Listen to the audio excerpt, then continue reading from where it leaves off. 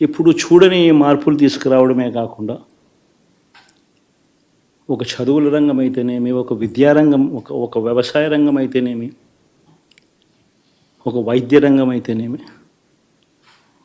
ఏ పేదవాడు ఎప్పుడూ ఇబ్బంది పడకూడదు అని ఎప్పుడు ఊహించని విధంగా మార్పులు తీసుకొస్తూ పేదవాడికి అండగా నిలబడగలిగాం. విమెన్ ఎంపవర్మెంట్ అంటే ఇది, మహిళా సాధికారత ఇది అంటే ఇది అని ప్రపంచానికి చాటి చెప్పగలిగాం. సోషల్ జస్టిస్ అంటే, సామాజిక న్యాయం అంటే ఇది అని ప్రపంచానికి చూపించగలిగాం.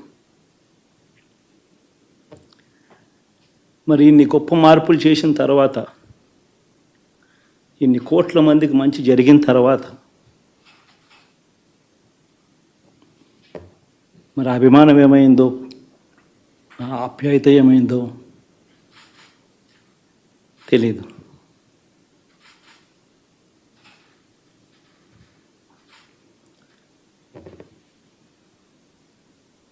ఎవరో మోసం చేశారో, ఎవరో అన్యాయం చేశారో అని చెప్పి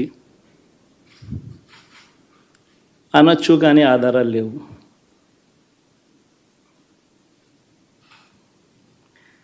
ఏం జరిగిందో దేవుడికి తెలుసు.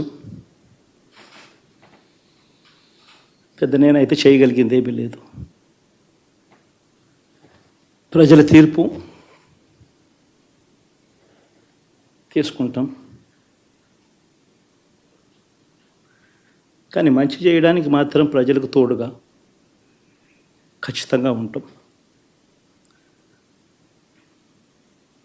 వాయిస్ ఆఫ్ ది వాయిస్లెస్ కింద ఈ పార్టీ తాను చేయాల్సిన పని తప్పకుండా చేస్తుంది. పేదవాడికి అండగా ఉండే కార్యక్రమంలో ఎప్పుడూ కూడా పేదవాడికి తోడుగా ఉంటూ గలం విప్పుతుంది, పేదవాడికి అండగా నిలుస్తుంది. పెద్ద పెద్ద వాళ్ళ కూటమి ఇది, ఢిల్లీలో సైతం శాసించే పరిస్థితుల్లో ఉన్న కూటమి ఇది. ఆ కూటమిలో ఉన్న బీజేపీకి, ఆ కూటమిలో ఉన్న చంద్రబాబు గారికి, ఆ కూటమిలో ఉన్న పవన్ కళ్యాణ్ గారికి, అందరికీ కూడా వాళ్ళ గొప్ప విజయానికి అభినందనలు.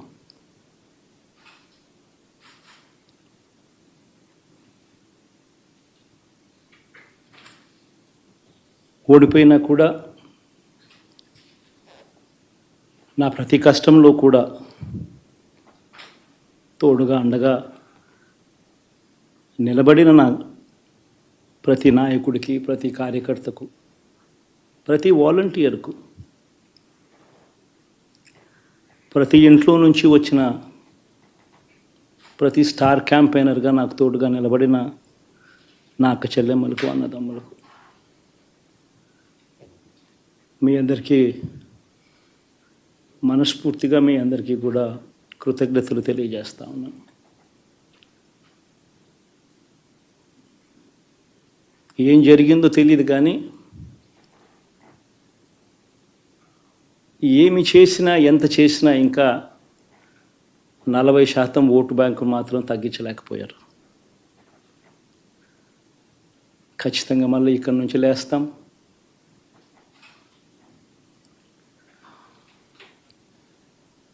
మళ్ళీ ఇక్కడి నుంచి గుండె ధైర్యంతో నిలబడి మళ్ళీ లేస్తాం. ప్రతిపక్షంలో ఉండడం కొత్త కాదు, పోరాటాలు చేయడం అంతకన్నా కొత్త కాదు. నా రాజకీయ జీవితం అంతా కూడా ప్రతిపక్షంలోనే గడిపా, ఈ 5 సంవత్సరాలు తప్ప. పోరాటాలే చేశా.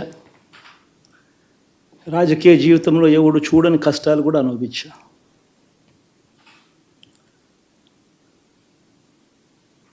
ఇప్పుడు అంతకన్నా కష్టాలు ఏదైనా పెట్టినా కూడా సిద్ధంగా ఉన్నాం, సిద్ధంగా ఎదుర్కొంటాం.